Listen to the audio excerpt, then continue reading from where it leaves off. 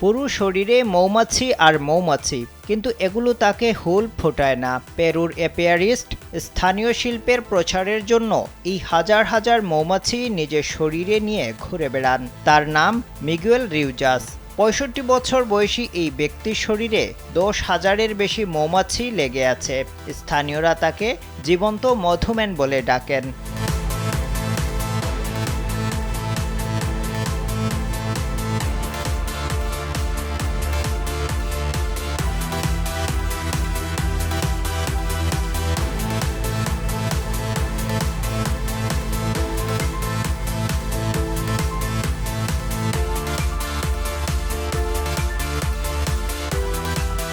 এলো ভিশন মুশকিল আসান অফার। যে কোনো ব্র্যান্ডের পুরনো ফ্রিজ নিয়ে চলে আসুন ভিশন শোরুমে আর নিয়ে যান নতুন ভিশন ফ্রিজ 20% পর্যন্ত ছাড়।